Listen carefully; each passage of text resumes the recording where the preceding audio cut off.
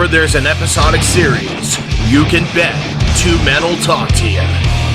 AJ Talon and Owen Finch give their thoughts on Owen and AJ Talks.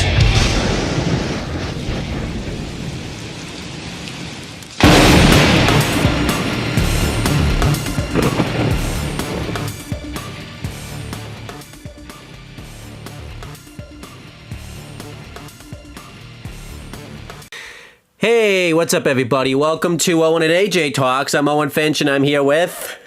AJ Talon, and today it's yet another YellowJackets Season 2, Episode 4. So we're on a roll with this one. We've gotten halfway through the season in like 1 week. I mean, we're on such a roll. I had to tell you off camera, like, because we were just going to do Episode 5 tomorrow, but I'm like, I need a break. We're not doing it tomorrow type of thing, so... I'll probably watch Episode 5 tonight, but yeah, I agree. We don't want to, like... It's funny, we told ourselves we're not going to burn ourselves out on YellowJackets again, and that's exactly what we did. Well... Because I didn't get to do any of my wrestling videos this week because they all got rescheduled to next week.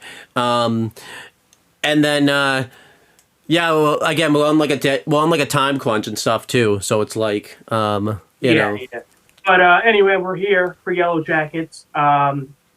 Yeah, Episode 4. Owen, what's the name and who directed it? This episode is called Old Wounds, which makes sense because you know a character returns from. You know, in the presents that got spoiled in the trailer. So, oh my god, Owen, it's such a mystery. Who could it be? It'd be real weird if the trailer fucking spoiled it. I think you knew that I wasn't gonna be like mysterious about it type of thing. So I was like, not just the trailer, the intro also spoils it too. So you know, it's right. Yeah, I feel like we joke about that when like Dragon Ball or like Danny kind of does it, but it feels like YellowJackets I think should have known better. So. Yeah, well, because again, it's played as like a reveal here, and yeah, I feel like Dragon Ball and Danny and Ben didn't really like set it up as like a big mystery, right? So, I guess Ulan's the only one, but like that didn't bother me that much. So, yeah, he just comes off as like a one-off villain for the episode, so like, that's fine, I guess. But yeah, I feel like YellowJackets. We'll talk about it when we get there. Is the one that because this was a big character that like no one really knew lived or died, and they fucked up real bad with this one. But we'll get to that. But yeah, this is Season 2, Episode 4. This was directed by Scott Winnett. He has a wiki. We could see stuff that he's done. He's done Georgetown in 2002. So that's cool. What is that, a town where everyone's name is George? Oh, he directed a Breaking Bad episode. Few of them. Doesn't say like which ones, but it says like he did a couple episodes of Breaking Bad, so that's cool. He's done Fargo. He's done. That's the one with Ben Affleck, right? Yeah. Yeah, he did a few Better Call Saul episodes, so yeah, he's done some stuff. We've probably talked about him before, but just didn't remember and all that type of stuff because that was 5 years ago. And this episode was written by Julia Bicknell and Liz Fain. The cinematography was done by Chasta Spawn, and the edited was done by Daniel Williams. Do you want to guess the episode date? Last time was April 9th. I guess this one was April 16th, 2023. You are correct, but if you had Showtime Plus, you could watch it on April 14th, 2023. So, but again, worldwide it came out April 16th, 2023. So, yeah, let's get right into it. You know, we're gonna do past and present first, and since we're gonna spin it around this time. The last couple of reviews you've talked about the present, so we're gonna switch it up this time. I'm pretty sure we've been alternating. Like I'm pretty sure last time I did present, but the time before that I did past. No, I think the last 2 times you've done present. So really, okay. Well, yeah, I'm doing the past this time basically. Yeah, because episode 2 was when. Episode 2 is when Travis died. You talked about the present that time, and then episode 3 you talked about last time. So yeah, you've talked about present the past 2 times. Okay. Well, not continuing where last time left off, pretty much. Everyone's just kind of chilling in the cabin. Again, no one's really talking about the fact they ate Jackie. No, why would they? Yeah, I know. Well, again, they got over that pretty quickly last time. Not Ben, which is good. Good Ben. Yeah, I know. Yeah, Ben's the only person who's giving a shit, which I guess is kind of the point, but it's yeah, hell, not great. But yeah, Shauna bursts into the cabin, upset, holding a bag and saying that somebody has been like sneaking meals with the bear meat. You know, the bear meat, of course, that they got at the end of season 1. And Shauna's furious because she's like, "Listen, if anybody should have gotten, if anyone should have been sneaking extra meals, it's me because I'm pregnant. But like, I haven't been doing that because I'm not an asshole, Right? So like, whoever's doing it is extra an asshole." I'm guessing it's Thaisa again, right? Because that was the idea. Is like she shit in the bucket last time, so now she's like sleepwalking and she like ate some of the bear meat. Is what I'm guessing. That's what I'm gonna guess. Yeah. I could be wrong. It's really weird. Some of the stuff though they never come back to. Like the bear meat thing doesn't come back really at all. Not? Okay. Yeah, they don't go back to any of this stuff really all that much. So we never find out who actually fucking was sneaking the meals. No, we don't. Okay, well that sucks. But yeah, everybody's just kind of staying quiet. Pretty much everybody's at each other's throats now. It seems like everyone's just like pissed off all the time. Which again, cabin fever are all stuck with each other 24/7, bored out of their minds, and like, pretty shitty situation.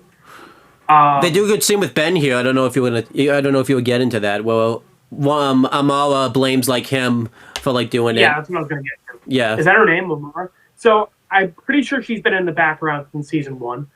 Yeah, and then she's been talking more. Is this the girl? Is this Mari or Mary? Yeah. Okay, so this girl's person again. She was like in season 1, but like as a background character, she like never talked. Right. And then this season, again, she like gave Shauna shit when Shauna was like, "Listen, we're not stripping Jackie naked." She was like, "Oh, are you her protector now?" Right. And then here, Ben is literally just walking by. He's just fucking minding his own business. And then Mari just like turns to her friend, the girl who got recast. And she just like, I bet it was him. He thinks he's better than us. But that's the thing. She does it like as he's walking by. So she clearly did it to like she's like whispering, but like loud enough where he could hear her. Yeah. I guess thinking he wouldn't say anything. Yeah. Well, I'm glad he said this, because he's not like being a pushover.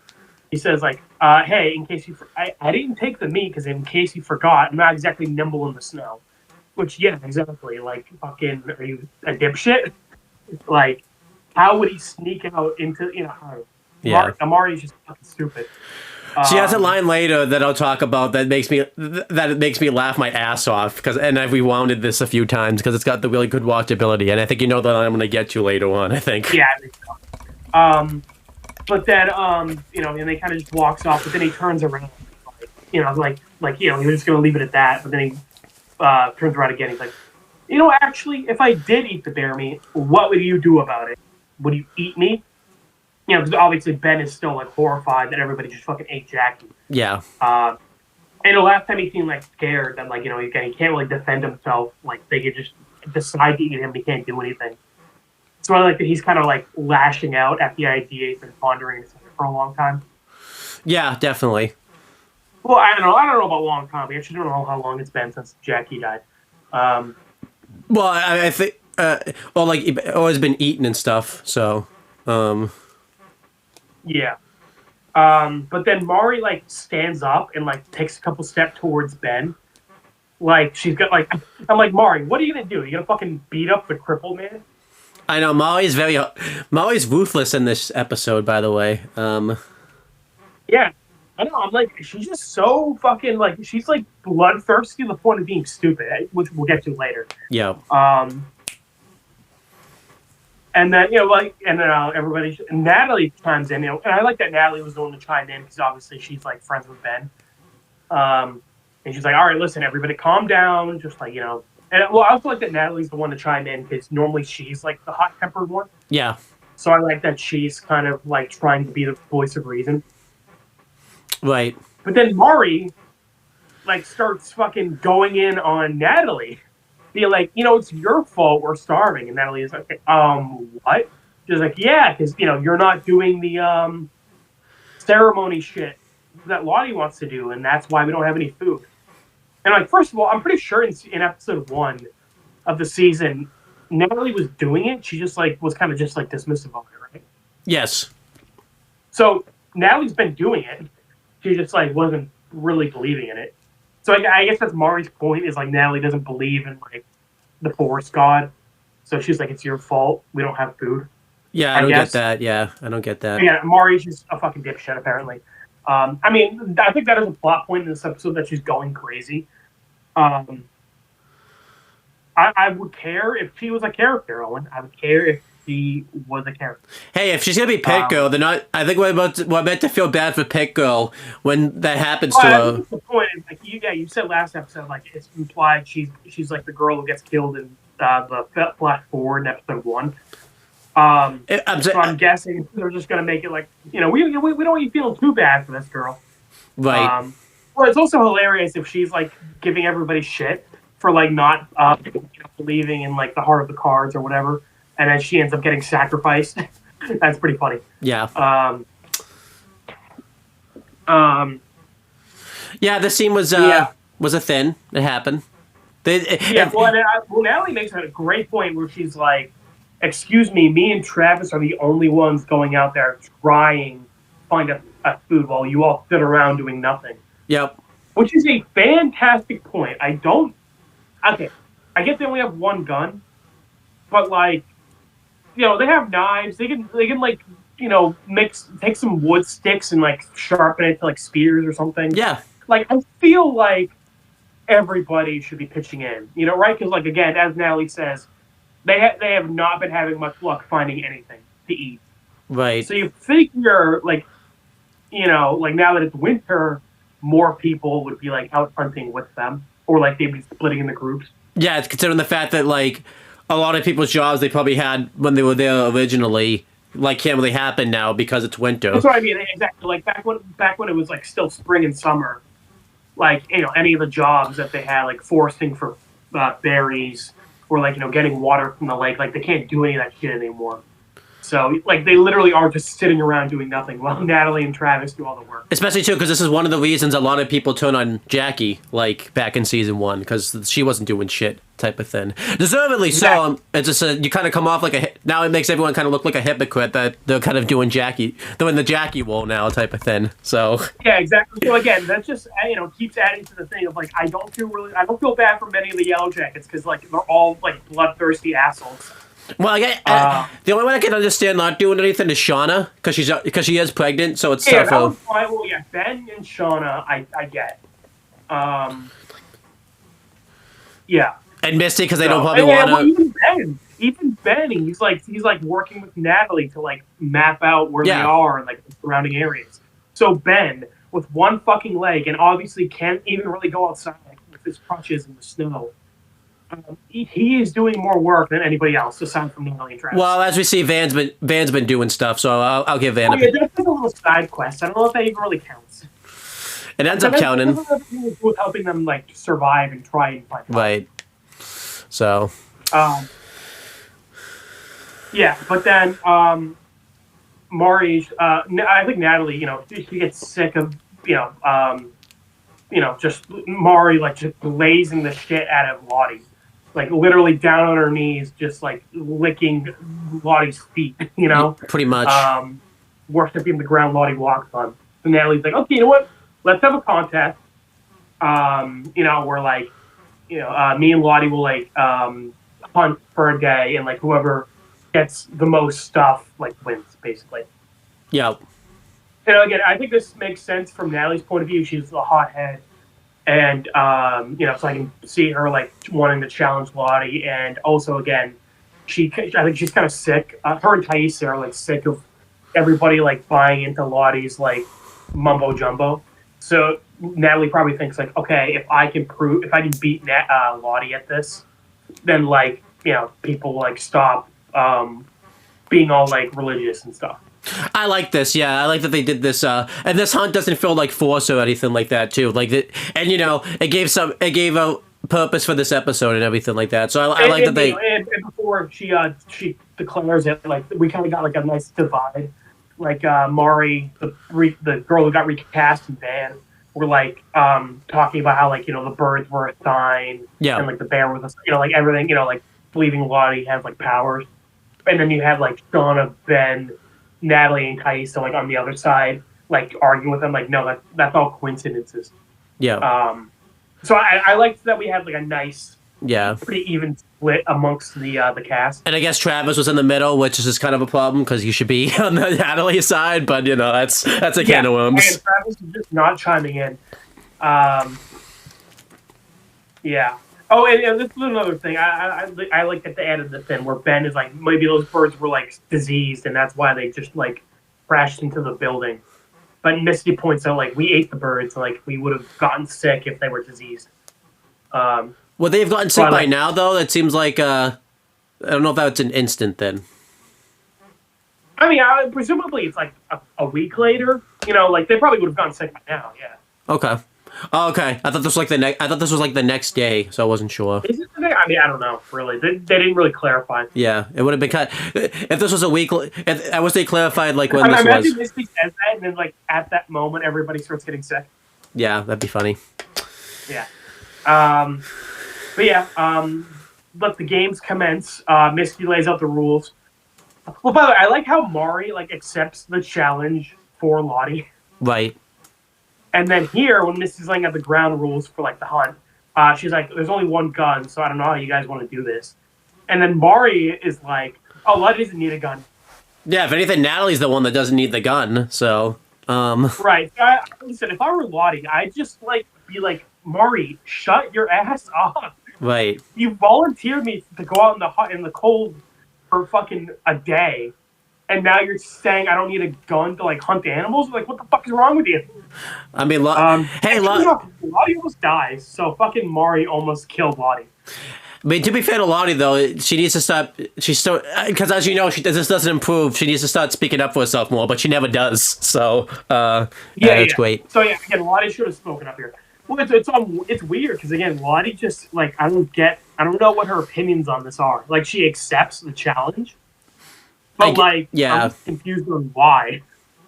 I kind of wish it was like so that everyone kind of is starting to buy into my stuff. So I don't know. They should have given more of a reason why Lottie took this quest because she just kind of went. Yeah.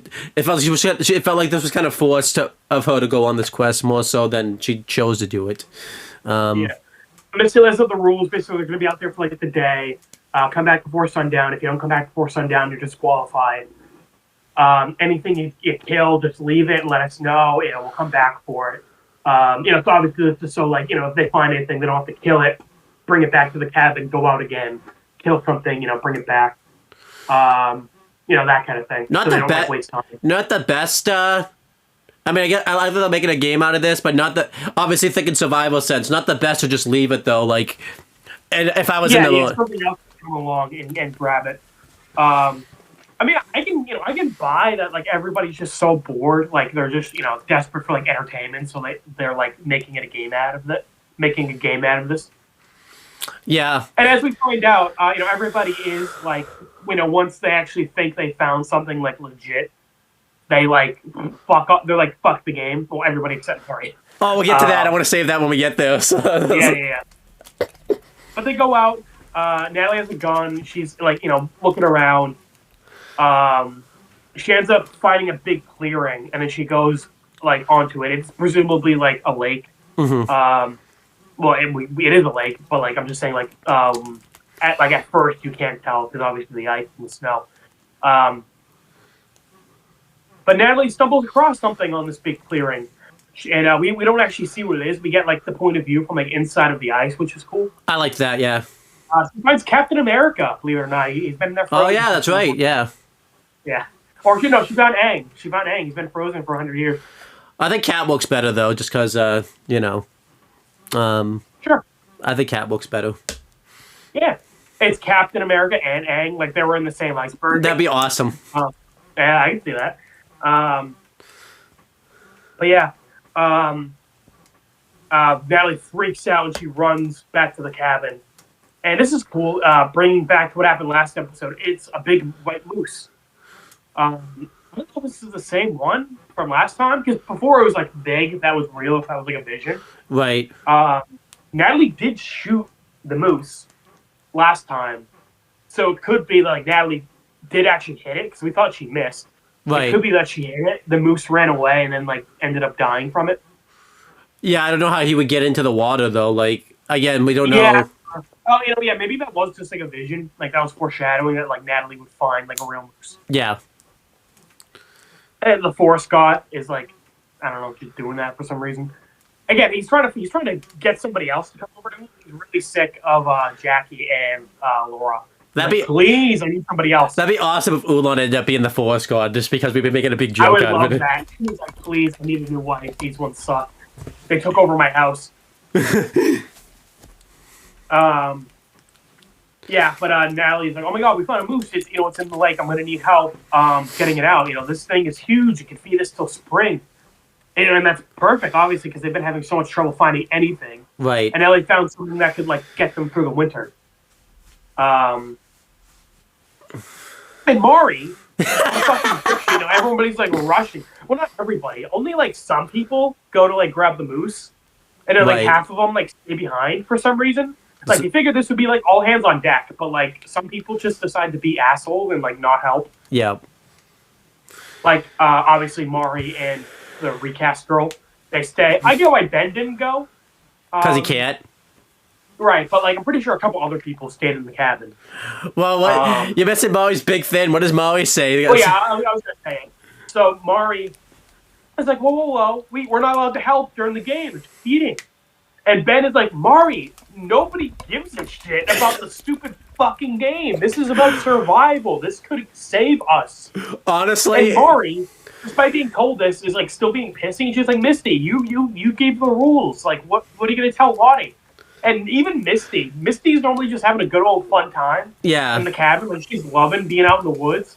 Here, she's like, okay, I'll tell Lottie I didn't want to fucking starve to death. Too fucking bad. So actually, when because I have seen this before, and I was thinking Misty was the one that was in the Molly position originally, because that would make sense, because Misty ratted out Jackie, and so I'm like, okay, I was ready to come on here and be like, I don't want Misty in the wild, but the fact that it was Molly is so much better, honestly. The fact that it was Molly. So, like, I guess we don't want to be stuck in the wilderness with Molly, because Molly was just like, yeah, like, she got principles, you gotta stick by those rules, man. I guess if you're just gonna starve to death and die, the game is the game, though, The game is the game, so... Yeah, Mari's like, I don't care who wins, I just need Natalie to lose. Right. It's like the Mr. Krabs thing with the worm. It's like, I'd rather we all starve to death right now, or like, you know what I mean? Like when Mr. Krabs is like, I'd rather have that worm coming in here right now and eat you all alive. Yeah. But yeah, Molly. This was just this was hilarious. When I saw this originally at the time when this happened, I'm just like, wait, did someone really just say that when they've been like starving, struggling to get meat? They're like, this is cheating type of thing. And I feel like watching this the second time around was better because I thought it was Misty that said this, so I wasn't gonna laugh as much. But the fact that it was Molly, I was legitimately in my bed. This episode is like pretty obviously just trying to make you hate Mari. Like it's not even trying to hide it. And she's Pit Girl. And if she's Pit Girl, I'm gonna laugh if she's Pit Girl because we don't. It seems like she is Pit Girl, but if she's Pit Girl, that's gonna be awesome. Yeah. Yeah. But yeah, like, that's just awesome. Natalie comes in and she says, I found a moose. And Molly's just like, and everyone just forgets about the game. And Molly's just like, wait, this is cheating. This is not against the rules. And Ben's just like, I love that it's Ben too. I like that it's Ben too. That's like, yeah, Molly, I don't give a shit. Yeah, because we had an argument earlier. Yeah. I mean, not even for a storytelling reason, just because like it's just awesome. Maybe this is great. This is fan. This might be honestly. I think we talked about the funniest scene last time with Elijah Wood. The Molly scene, I think, just took the cake. This is the funniest scene of the whole show, and it wasn't even meant to be funny either, which is the best part about it. Like, yeah. Honestly, but yeah, and like I said, everybody rushes off, but not everybody. Mari and recast girl stayed behind for some fucking reason. again, And by the way, it ends up being important that not everybody went to go help because it cuts back to the lake, and they have got a bunch of rope and they've broken the moose's head out of the ice and tied ropes to it. And they're all trying to pull the moose up. And keep in mind, it's a big ass moose. The thing's probably 2 tons. I want to not more. I want to put this out. Even Shauna went too, who's pregnant. She shouldn't probably be even. She's 7 to 8 months pregnant, and she is out helping, pulling on this moose. Yeah. So, and this ends up being a big thing. Is that somebody loses their grip, which again fair enough. They're on ice, and the moose is fucking heavy. But that causes a domino effect. Everybody falls forward, and because the moose was halfway in the water, it ends up sinking. Yeah. And poor Natalie, man, she fucking dives into the frozen water, trying her best to just but she just sees the moose slowly sink to the bottom of the lake. Yeah, it's sad. And Travis pulls her up, and she's Travis is listen, it's okay, it's gone, stop. And poor Natalie, she is just sobbing, no, we need it. She's just dead focused on that moose, and I feel bad for her because again, for months they've been getting nothing. They find this big moose that will save their lives. Yeah. For the rest of the winter until the rest of the animals come back, and they just lost it. That's horrible. I feel that's worse than finding nothing because you had it. You had it. It was literally within your arm's reach, and then it just gone. Yep. Again, I'm pissed off because not everybody went to go fucking help. Yeah, that was stupid. Even Crystal went, and we don't even know if Crystal's real. But she, even she went. So yeah, Misty's fucking imaginary friend was helping with the moose more than fucking Mari and what's her face. Yeah, why not? Speaking of Mari and what's her face, this is before Natalie came back, but they're just in the cabin hanging out. Mari points out she is dripping again, and she's annoyed. She wants to go find what it is. And recast girl was no, do it by yourself. I'm busy. I'm studying for the SATs because when we get back, I'm still going to be a junior. So we finally found out somebody's age. Because I think we knew Shauna was a senior, but it's nice to find out somebody else is brave. Yeah, I actually I don't know if you got about the continuity girl, but do you remember the girl that got it? It was Allie, the girl that got injured. I forgot to point this out at the time. Why the hell was she at the high school reunion, by the way? Because she wasn't the same age as any of them, so I don't know why she was there.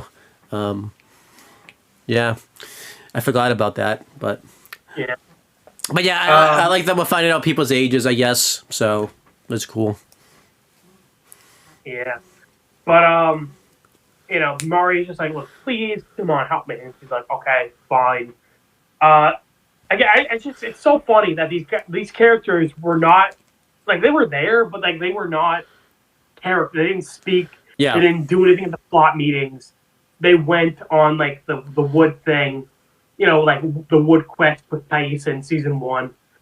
And then when they got back, they still weren't doing anything, but I guess now they were, allowed to, hang out with the main characters. Well, I think it's funny about this is there's a YouTube video I just watched today that the theorizing who's in the pit throw thing, what's everyone dressed as and everything like that. And at the end they use recast girl and they talk about all the character things that they saw in season 1. Wow, they must have saw character things that I didn't see in season 1 because recast girl didn't do anything in season 1. So you must have saw stuff I didn't see. You must be really reaching. I'm wow, you saw more because she didn't do anything in season 1. That's cool. So. So yeah, I'm saying, they were there for that wolf attack thing, but before that, they did not speak or be around anybody. Yeah. And then since then, they've been there, but they haven't said anything. And now this episode's really throwing it in your face, okay, we're talking, we're involved, we're doing things. And the only reason they're talking and doing any of this stuff too is because Natalie and Lottie are doing their own thing, so they have to. Someone's got to talk, I guess. Yeah. So I'm just saying, the show does not really ease you into, the new characters. They kind of just, throw them in your face. And they're hi, we're here, we're doing stuff. We've always been here doing stuff. What are you talking about? It's weird. Better Call Saul, weirdly enough, Better does... Call Saul did amazing. They introduce a new character, and they kind of like slowly make them more and more important as the show goes. Not even a new character. Like, if you've watched Breaking Bad, like with Mike, Mike doesn't get any plot stuff until like the end of season 1 and all that type of stuff. Like, he's said it just there. Or like Breaking Bad, like Mike got introduced, with after the thing with Jane, and he kind of made sporadic appearances, and then he got like more and more important. Well, that one's kind of an outlier, though. Breaking Bad and Better Call Saul do it amazingly. They introduce a character. Yeah. And they like ease you into it. If Mike was in YellowJackets, he would not be a thing for 5 seasons. Yeah. And then like the last few episodes, he'd be like season 5 importance, where he was like one of the main characters. I mean, even Death Note, by the way, when we meet Chief Yagami, we think he's just going to be like the chief, but like he ends up... and then we're finding out he's like Light's dad and stuff like yeah. So even Death Note did a better job at it, where like they like introduced, or Aizawa, he was just kind of like on the team. He was kind of a background character. He didn't really do much. Yeah. And then we kind of got introduced like his conflict with Al, and then he left and he came back. So even that, they introduced Aizawa as a background character, and they like slowly made him more and more important. Right. So I just wish YellowJackets did that. They like eased you into these characters. Because they just, like, throw it in your face. Like, this is Mari, this is Recast Girl. They're here, they're talking, they're doing stuff. No, you didn't give a shit about them before. No, they weren't even really there before, but they're here now. It's also going to make it like, if these characters die, we're not going to care as much, because they haven't done much. Like, so if... That's what I mean. I'm just like, I just don't care what they're doing. Yeah. Because you didn't build them up. You just kind of threw them in my face. Right. Like Travis? Yeah, because again, this whole thing, so again, Mari thinks that like she's hearing like a dripping noise, and when Recast Girl is looking, she finds like a little mouse, and when Mari like checks in on her, she just like hides the mouse in her pocket, and I'm guessing the implication is going to be that like the mouse isn't real, like Recast Girl is like imagining her. You're half right, you're half wrong. Okay. You're half right, you're half wrong. I don't know how you can be half real and half not real, but sure. You'll see. I guess we'll find out.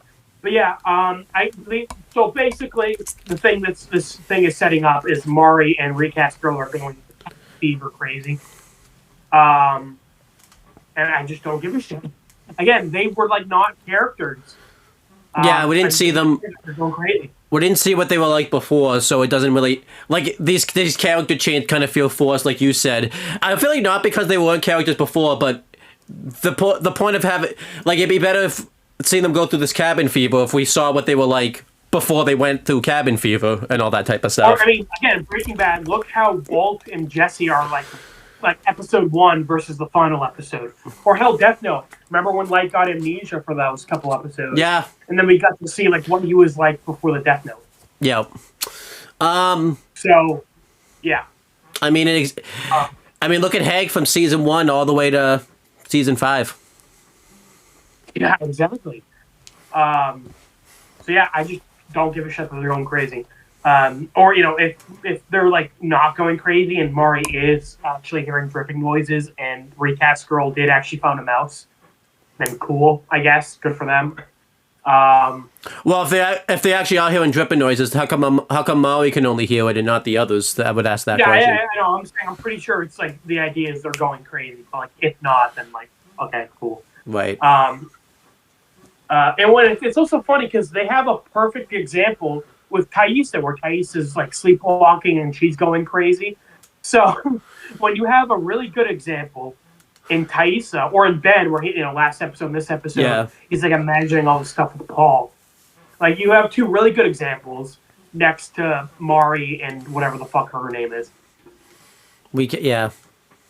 Speaking of Ben, he's not too involved with this. Again, he kind of claps back and tells Mari to stuff her nose in an ice cube 2 times. Good for him. And then he's also having more flashes of his life with Paul, where he finds some old pictures Paul has of like his previous relationships, and he seems to get a little jealous. But Paul is kind of looking back fondly. He's like, "Oh hey, I remember this guy. He took me to like a little breakfast place, a bakery, and he made me pick out a bagel from like the day open. And believe it or not, that relationship did not last. And then we see Ben get a little jealous, because I guess he doesn't have much of a history. Because it seems like Paul was pretty open about his about being gay, being openly dated gay men. Whereas it seems like the idea is Ben didn't really date many people before Paul. Yeah, which is fair. Yeah, but Paul reassures him like, "Hey, listen, this is my past. Like everybody, it's it's nostalgic. It's I remember it fondly. But like Ben, you're my future, so like you don't need to be jealous." I kind of was unclear what the meaning of this was, but I think the idea is, Paul's little speech about like my past and my future. I think the idea is Ben has kind of realized he's becoming Paul's past. Like Ben is probably going to end up as another picture that Paul puts in his little box in the closet. Yeah. Well, not just that, but like also Ben could be thinking of like this is my past. Am I even gonna have a future at all to begin with, and all that type of stuff too. So yeah, exactly. So sad on both fronts. Yeah, so I guess the only thing left is talk about the Lottie stuff before like the plot points merge back up at the end. I do want to go back to the moose thing. I do like the moose thing. I think one of the main reasons too, like yes, not everyone helped, but also it seems like the rope they used to try to pull the moose out was not very strong too. So that could have been also why they couldn't get the moose out, because not saying the rope was weak, but it didn't seem like it was very strong rope they were using. They were just the rope wasn't strong either, but I'm sure like not having. And again, to be fair, it's a soaking wet, like 2-ton moose. Yeah. And that's gonna be hard as shit to like get out of the ice anyway. But like only having like fucking like 8 people to help lift it up probably did not help. I did like that they did this quest though, like this game. It does make me question why they didn't like set teams up before, because only Natalie and Travis are the ones hunting. But like if they had more people go out and even though they can't do anything, if they had more people go out and actually like hunt, they would be able to catch. Yeah, that's what I was saying earlier. Where it's like everybody, now that it's winter, like any jobs that the other people had, they probably aren't really doing anymore. Yeah. So everybody's literally just sitting on their asses while Natalie and Travis are looking for game. And again, like you said, they only have one gun. But like they can make knives or spears or something. Like you have literally all the time in the world, just sitting on your asses. Well, especially you could cover more ground if everyone cover more ground. So they could like help Ben with like his map, like just something, Right. Like literally anything. Like I can understand Shauna not doing it because she's pregnant. That's fine. I don't have an issue with that. Yeah, but literally everybody else besides Ben and Shauna, like, can do something. I can understand maybe not wanting Misty to go out there because Misty hasn't been very trustworthy lately. So I'm like, yeah, I can understand that. I thought even Ben, again, just like pair her off with somebody. Right. But anyhow, yeah, go back. Let's talk about Lottie's stuff. Yeah, so Lottie, is out in the woods. I think she just has like a knife, but she's kind of trying to like close her eyes and like hear around her. She ends up at that tree stump from the Doom Coming. I do wonder if Lottie hid the knife, because I feel like if Molly saw that knife, she'd be like, "Oh, you don't need that. You don't need that knife right there. Don't need that. Don't need that." I know, right? Marty, you don't need your clothes either. Just go out there butt ass naked, fucking like. If you find a bear, just like play with your bare hands. Yeah. Fucking pull off some Hercules shit. Molly's like, "You don't need your skin. No, what's skin? You don't need that. Don't need that.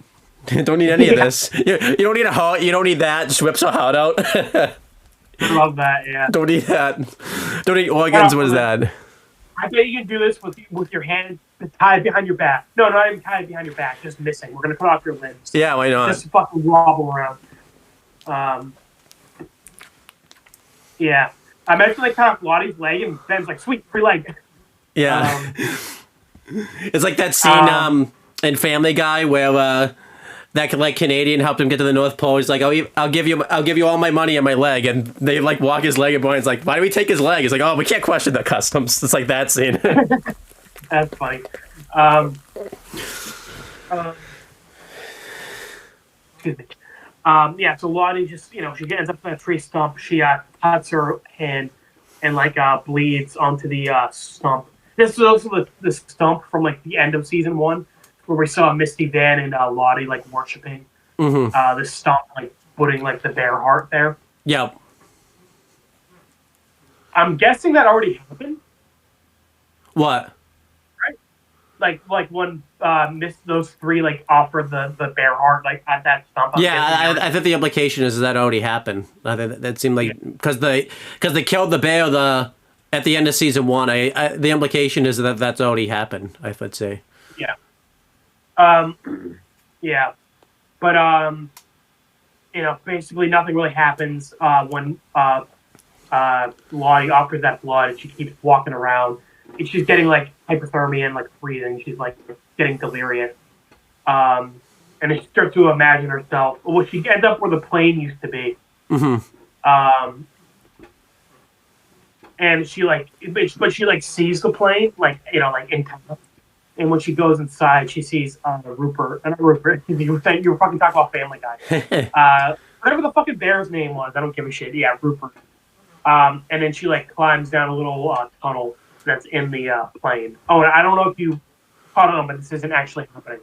I knew that. Lottie walks into a nice little mall, and Lottie kind of browses around, and she ends up seeing everybody, all the YellowJackets, including Travis, I guess, like eating at like the food court, and Lottie sits down with them, and Lottie wants to eat the Chinese food they got her so badly, but like they kind of keep interrupting her. They're like, "Oh, shouldn't you say grace first or something?" And she's like, I maybe." And everybody's like, "Oh man, you look really cold, mate. You should like go buy like a sweater." And Lottie's like, I don't have a credit card." And I like how somebody chimes in, like, "When has that ever stopped you before?" Because if you remember last in season 1, when they're all like having little confessions, Lottie admitted that she like likes to shoplift. Yeah. And they showed I like like that they brought that back as like a little comedy bit. That's funny. And they showed like earlier, like she was, because when she went into that elevator, she went to like a store, like looking through clothes and stuff, and like one of the clerks was like, "Can I help you find something?" She's like, "No, I'm just looking," type of thing. Yeah. So. But and Laura Lee is there along, so this is basically like Lottie imagining like, what if how things could be right now if we didn't crash.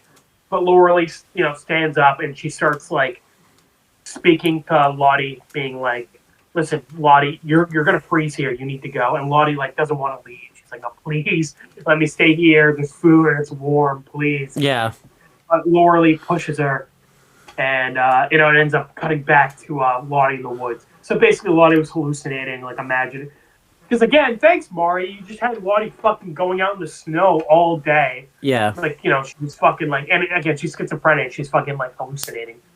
I don't even know if this is like her mental illness. She's just gonna be like delirious because she's starving and she's freezing. Right. I like this though. This is pretty realistic, because I would imagine you imagine warm things. A cool thing is the YellowJackets like theme song was playing in the background, but it was much more somber. In the intro earlier, you probably skipped intro, so you probably didn't catch this. The YellowJackets intro was different. Like it was performed by somebody. You didn't miss much, AJ, because it wasn't performed very well. It sucked. So Oh, okay then. Good thing I skipped intro. Good thing you skipped intro because it wasn't good. I like too because they did like a behind the scenes talking about how this person was like a big fan of the show and like came in. They were a big fan of this person. I'm like, oh wait, I didn't like it though. So it's just not. But I guess in Lottie's mind the YellowJackets song is a thing. I guess so. Yeah, the YellowJackets theme song is like canonically in the universe. That reminds me of Arthur and Fate. In one scene, he's like humming his own theme song. Oh yeah. And you haven't seen it, but I just think it's funny. Like, oh, that's like an actual song. Like, is he imagining whenever he does something cool? Is he like imagining that song playing like in his head? Right. I'm pretty sure in SpongeBob you've seen like SpongeBob hum his theme. You've heard SpongeBob hum his theme song like a few times, which is pretty funny. So. Yeah. Or I remember the Jimmy Power Hour where they kept like interrupting each other's theme songs. Yeah, that was good. So again, I just love the idea of like the theme songs actually existing like in the show, Yeah. like as actual songs. It's funny. Um, yeah. Oh yeah. So and Lottie just passes out, and that night, there's one more plot line, but like I'm gonna talk about this. Natalie and Lottie's plot lines like coming together first. That makes Um, sense. So, Lottie, Sean is like giving Natalie like a hot bath. Because, of course, Natalie fucking dove for that moose and like ended up tapped into the frozen lake. Yeah. So, she needed to get warm because she would get like hypothermia. And of course, Natalie is just like so distraught still, that she found the moose. And again, she's been out there hunting every day for months, not finding anything. So it was literally just having the thing that would save their lives ripped away from her, quite literally ripped away. But then, as everybody's just in the main area, just sad, sad times. Who finds Lottie again? Mama and Wee Casco. Oh, cool. But yeah, they went out looking for Lottie because it was dark now. Lottie didn't come back. Like we found Lottie near the plane. Oh man, if only somebody didn't twist her arm into playing this game and said she didn't need any weapons. Oh, what a horrible monster! I wonder who did that. I wonder who did that. Yeah. Mario's like, I will find that person. Who was that? Who was that idiot? It was you. We all make. Okay, never mind. Yeah, I wish Molly got called out on that. Yeah, but I do like this where everybody's so worried about Lottie, and then Natalie like bursts out of the bathroom and like put her in the tub. Yeah. So I like that, even though Natalie has been like pissed off with Lottie the whole season. Like she doesn't want Lottie to die, and she like quickly is like get her in the tub. Like let's get her taken care of. One big thing I did like is, because I was worried they were going to do this when I saw this at the time, was that Lottie was going to come back with something. I like that they both came back with nothing, because that would have been really stupid if they had Lottie come back with something. I was worried about that too. Like, like as soon as the game got proposed, I was like, oh god. So Natalie's not going to get anything. Lottie's going to come back with something, and then everybody's going to start like worshiping Lottie again. Because I was liking like the division, like how like split everybody was on Lottie. Yeah. So I was really worried, like, oh, Lottie's going to win the game, and now, like, everybody who's on Natalie's side is going to switch over to Lottie's side. But no, I like this a lot better. And I like this, Lottie's in the tub, and Mari and Recast Girl were going to, like, help Lottie, but they're like, hey, let's give Recast Girl had to tell Mari, like, hey, let's give them some alone time to, like, work this out. Yeah. And again, I like how it would be Recast Girl to tell Mari, like, read the fucking room, shit. I feel like Molly was just. I like that they got a little one-on-one where Natalie like shakes her hand and is like, "Hey, listen, good game." And Lottie's like, "Yeah, good game, you fucking loser." But she says it like as like a joke. Like she's kind of ribbing her a bit. And Natalie's like, "Oh, please, you got nothing just like me." Yeah. So I like this, where they both kind of like come to an understanding a bit. Well, again, I feel like it would be more impactful if Lottie was the one to like accept the challenge. Yeah, definitely. Because it seems like Lottie didn't really have an issue with Natalie. It was just Natalie had an issue with Lottie. Right. So it wasn't even really like them making up. It was just Natalie getting some respect for Lottie, and Lottie, I guess, still feels the same way she did about Natalie. Which I think goes, really had an issue with her. which is about to go away very quickly, I think. Yeah. With the next thing that happens. But overall, the Lottie Natalie stuff I thought was fine. I like that they had like a game out of it. And I think the only good plot in this episode, honestly, the past is like okay. Yeah. It's a little disappointing. Because again, not really much follow up on Jackie. Or like that. But like I think the game is cool. And again, compared to everything else in the episode, it's the only good thing, really. I think. Yeah, that's fair. Owen differs a bit from me, but I'm just saying. I like what happens. I like what happens at the end. I guess you don't, though. So of the past, then. So. Okay. But this is like the only fucking continuation we get from the past. Because again, we like didn't really follow that up on Jackie's death as much as we should have. Right. We're getting Tyson Van's plotline. once again, Thaisa is like outside.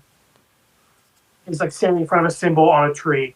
Van wakes her up, and Van points out to Thaisa again that excuse me, that Thaisa has brought her to another tree with another symbol. Yeah. And I'm kind of surprised Thaisa isn't like mad at Van, because again, Van is supposed to stop her from going out while she's sleepwalking, but Van keeps letting Thaisa go out. Right. And is like following her. So it's kind of weird. Thaisa isn't like, why do you keep letting me do this? Just like keep me in the cabin. Especially too. This could be why in the present, her split off wants Van type of thing, because Van seems to let that show itself in the past and everything like that. So yeah, they're butting heads a lot more. Van keeps bringing up talking with Lottie. Is Thaisa's like, no, it's not any of her business. Like, do not tell her. But Van borrows Ben's maps, which is cool. I like that. Like other that's a plot point that's like bleeding into another storyline. Yeah, that was cool. I liked that. Because I was wondering if Ben was keeping that a secret from everybody except Natalie. So I like that. Like, okay, so everybody knows Natalie and Ben are like trying to map out where they are. Yeah, I liked that. And Van is like, okay, so like I've been like keeping my own little notes on like where you've been taking me every night, and I've been like comparing it to Ben's map. And basically, she points out that all of the symbol trees make on a larger map make out an even bigger symbol. Yep. And Ty's like, this doesn't mean anything. And Van's like, okay, look. There should be one more symbol at this point, on the map. We're going to go there, look for it, and if it's there, you have to admit that, like, this means something. Like, you sleepwalking has, like, some kind of meaning, and we're going to tell what. I like that, yeah, I like that. I like that. So I kind of like that there's, like, kind of two challenges going on. Obviously, Natalie and Lottie, and then, like, Van and Thaisa having this, like, little bet. I like that, yeah, that was good. So they look around the area. And I do like this, where Van is kind of like admitting defeat because they've looked everywhere and they haven't found the symbol. And then Thaisa like feels kind of bad for Van, so she's like, no, we'll look around a little bit more to kind of put you at ease. So I do like that. Where like obviously like Van and Thaisa are very like stubborn in their points of view, but like once they actually go out there, they kind of like meet in the middle a little bit. Sort of remind you a little bit of like. Not as much the Rick and Morty plot we just covered in the most recent Rick and Morty episode, where like they were butting heads about the adventure, and then like towards the end they kind of meet in the middle. Yeah, I agree. But this was probably a better version of that, probably. Yeah, but as they're still looking around, they spot a mysterious figure. They chase, and it runs away, and they chase after it. And they're like, stop. And it's a man. They end up tackling him to the ground. I was confused. I was wondering if they knew who this was right away. Because once they tackle him, they're like, "Look, it's us." Yeah. So like, it seems like they could tell it was Hobby. Yeah. Well, who else would it be? Yeah, I get one. I guess. Yeah. I would just expect it to be like another random person for Hobby. That's fair. But yeah. And they make point. They end up tackling Hobby to the ground. And they bring him back to the cabin, like, shortly after Lottie comes back. What a strange fucking day. Yeah. Where, like, they found a moose. The moose ended up going to the bottom of the lake. They found Lottie. They bring her back. They found Hobby. They bring him back. It's like, man, we're just having a fucking... Because, again, from their point of view, every day they're just sitting around not doing jack shit. And then, like, all of a sudden, like, 5 big things will happen in, like, one day. Because the cameras are rolling. Just like I mentioned that joke the first time we saw Shauna and Jeff go to Jackie's for like dinner on the anniversary. That's the first time that Vince went on. It's the first time we saw it, which is pretty funny. So yeah. Well, that one I can forgive more than the fucking what are the odds of blackmailing shit and Travis's murder at the same time. I'm just more joking around about the fact that it seems like off camera when they're sitting around doing off camera nothing will happen for like decades, but then all of a sudden, like everything is happening all. Yeah. Well, that's a complaint I'm having. It's like a lot is happening. At the same time, not a lot is happening. That's fair. Because keep in mind, we have not made any progress on finding out how Travis died. Like, I guess Lottie had something to do with it, maybe. Yeah, I don't know. But like that was pretty early on in the show, and we still have not made like any progress on it. But Harvey getting found, I did like, just because you know, now it's gonna lead to like Lottie and Natalie butted heads again type of thing. Honestly, Travis, his reaction pretty disappointing. Yeah, I would agree. Just, like, walks home, hugs him. He's like, "Oh, I'm so good. I'm so glad I had you." But like he says, "I'm so good to see you. It's so good to see you." Like you would say to like this guy you kind of knew like a couple years ago. Right. Like, "Oh, hey man, I haven't seen you since high school. Good to see you." You know, like not the brother you thought was dead. You know. Right. Like I think Travis's actor should have put more into it. You know, have him cry, be like, "Oh my God, help me! I'm so worried about it, buddy." Right. I mean, everyone else is like Natalie's reaction was good because obviously she just walks away, considering the fact that like I like that Travis kind of like looks at her as she walks away. Like I think Travis kind of pieced together. I don't even know how he would piece that together. You know, like okay, they found bloody clothes that could still be hobbies. You know. Yeah, but it doesn't necessarily mean Natalie planted it. Right. And then this kind of leads to the group worship and Lottie again, saying that like Lottie's... Yeah, Mari immediately Mari interrupts the not so tearful reunion to start preaching. You know. Yeah. They'd be like, "Oh my God, guys, Lottie is Jesus." Right. Like Mari, can you like maybe wait 5 minutes to start doing this? Yeah, I don't know if I like that either. Yeah, that she. Well, again, I mean, it's like I don't know. It's like I don't even care that much because again, I feel like Javi didn't say anything. Travis is like, "Javi, you okay?" And Javi doesn't like kind of just like stares at him. Right. So I'm kind of curious what's up with that. Like Javi just isn't saying anything, and obviously he hasn't gone back to the cabin and he ran away when they found him. Yeah. So I'm curious what's up. I'm also curious how the fuck he's still alive. Right. But I guess we'll find answers to that next time. And again, I think you would care more. Yeah, again, disappointed because it's funny because Travis had such a good reaction when Natalie found the pants, you know, the bloody pants. Yeah, you would have like, expected. Travis was like, "We gotta go back there," and Natalie had to like hug him and calm him down. He like fell to the ground crying, and I'm like, he did such a good job then. Yeah. But here he's just kind of like, "Hey man, good to see you," I guess. I know. Yeah. Yeah. Overall, also too, I feel like you know, like we talked about. Is Harvey actually going to be like a presence? Like, is he going to be here? Like, he's found now. Is he just going to? But if he's not, is he actually going to be in every episode? Not every episode, but most episodes afterwards. Like, is he going to be around, or is he just going to fuck off type of thing? Yeah, I get. Well, that's another thing. I think that's another reason why this episode kind of falls flat for me is so much focus is on Mari, recast girl, and then I guess Harvey. And I'm like, I don't care about either, any of them. You know, I mean, Natalie's stuff is cool. Lottie's is okay. And that's kind of it for the past. Oh, yeah, and then Tyson Van. That's like continuing. Yeah, they haven't really done much with Shauna or Misty this season in the past. Yeah. I think the Misty thing. Yeah. I think the Misty thing was a means to an end. Yeah, it's fine. Nice little adventure. Yeah, which I think you didn't like, but I'll talk about it.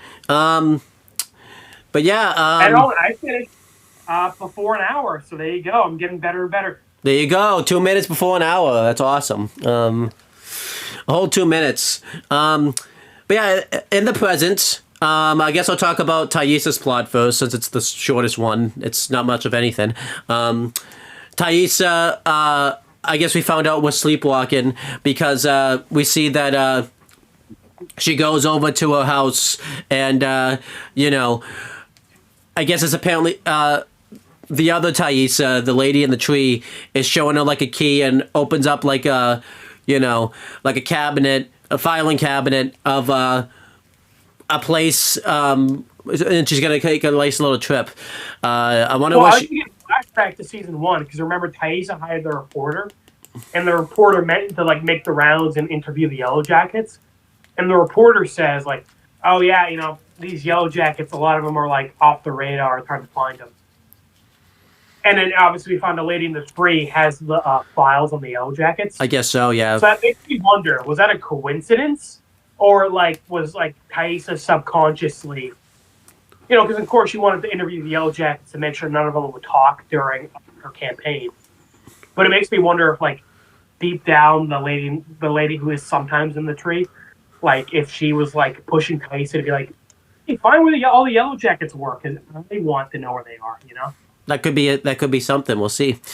And then we see that Taissa wakes up in the car, and we see that right out of gas, and Taissa kind of has to walk the rest of the way, and she sees that, you know, because she didn't even know that this file was open, so we see that this file is open, and she's going to go to wherever this, it looks like it's some type of store or something. We're not really sure what it is, because it's very faded, because it's, like, very 90s and all that type of stuff. So, she starts walking to wherever this location is, because the lady in the tree, like, put it on a GPS and everything like that. I would say put walking instructions on. That would be good. And I originally thought she hitchhiked when I first saw this, but that wasn't the case. This guy in a truck, like, stopped by and offers to bring her to this place and everything like that. He just seems cool about it too, like the fact, because it's not like this place is like down the street. It's like 3 hours away, so I guess he just happened to be either going to this location. He does. He's a truck driver and he's going that direction. Like, sure, truck drivers go like far. I know, but it's just kind of weird that, like, he just agreed. I just think it's weird he agreed to it. 3 hours away, because she just said the west. Well, the GPS said, like, 3 hours, so... well, he was walking for a while, right? So it could be closer. That's true. It was 3 hours when she started. That's fair. Well, I also like, he's like, oh, hey, I voted for you. And he's like, oh, hey, it's nice to know even senators have, like, off days, you know, because he just thinks she ran out of gas or something. Like, he doesn't know all the context. I know, yeah, so that is funny. And then, yeah, Taissa... Well, I also like even Taissa kind of, like, jokes with him a bit. Like, she sees, like, a little pen he has on the floor. It's, like, a naked lady on it. And he's like, oh, he gets embarrassed. And she's like, oh, hey, how much for this? Right. And then, yeah, she gets into the truck. And then the last we see of Taissa is she arrives into this... Huh? I will say, even though I like the scene, it's kind of pointless. Oh, this whole thing's pointless. Yeah. I feel like they could have just cut this whole thing out, just like from last episode. Have her walk in and meet, you know, there. Oh, absolutely. Like this whole thing with Taissa is pointless. Could have just cut this. I wasn't even going to mention the thing about the pen because that was pointless. So yeah. But yeah. Because I'm just like, there's so little of Taissa's plot in this episode. You got to fucking bring up the pen, you know. I wasn't going to, but yeah. Then yeah, Taissa goes into the. You know, the truck driver drops her off, and she goes to this, you know, this movie store. She walks into the movie store, and then on the other side, big reveal. Unless you watch the trailer or the intro, it's Van. We find out Van's alive. Oh my god, he didn't die, which isn't a surprise because apparently nobody has died from the woods. You know. This is cool, you know. I know it's tough to really. I don't. Van's reveal is pretty cool, I guess, but it's like they kind of gave this away by having this actress show up to all the interviews, and then like gave it away in the trailer and gave it away in the intro. Yeah, I was gonna say, like, if you like didn't pay attention to all the extra stuff, sure. Because again, I mean, if I didn't watch the trailer, I probably wouldn't. You know, I wouldn't know. Right. Well, actually, even then, because like you said, she's in the intro, and I feel like you can piece together pretty easily. Like, Taissa is going to go meet with somebody. It's obviously Van. Who the fuck else would it be? Right. I feel like, too, just they wrote this scene, though, as if the YellowJackets fans weren't going to watch the intro, weren't going to watch the trailer, weren't going to watch this, weren't going to watch that, so it's like... This would be a surprise if you had a lobotomy and you were drunk, and you were, like, slipping in and out of the coma while watching this show. I feel like, too, because I've watched all the interviews and stuff, and the writers even know how dedicated their fan base is, so they really did themselves a disservice by showcasing Van every which way that they could, and everything like that. So, also... comparison, Owen, you haven't seen it yet in Star Wars, you know, the I Am Your Father thing. they only George Lucas, the director of the movie, Lawrence Kasdan, I think it was, and Mark Hamill, who played Luke Skywalker, knew the twist. Yeah. And then James Earl Jones, when he like recorded the line later, because James Earl Jones wasn't in the Darth Vader suit; they had like another actor in the suit. And what they did was during that scene, he said they used a fake twist. They had him say, instead of saying "I am your father," he said Obi-Wan killed your father. So like they did like a fake twist when like filming that. Okay. And then like it's funny, Harrison Ford, who's an actor in the movie, on the premiere night, he didn't even know the twist. Like nobody else besides those four knew the twist. Right. And Harrison Ford, when he saw that twist like, for the first time, he turned to Mark Hamill and he was like, "Hey kid, you didn't fucking tell me that." Right. So it's like. So I'm saying like that shows like a good way to like hide a twist. Where like you only have the people who like really need it for the scene. Yeah. Like know the twist. Here was not the case. I get it's yeah. Here they just fucking hide it out there. They did not hide it. Yeah, they didn't hide. I'm not expecting them to be that dedicated. And keep in mind that was like 1981. Like social media wasn't really as much of a thing back then. Right. So it was easier to like hide that stuff. But I'm just making a comparison. Like they were doing a really good job of like hiding that stuff, making sure it was a twist. I mean, it was just not.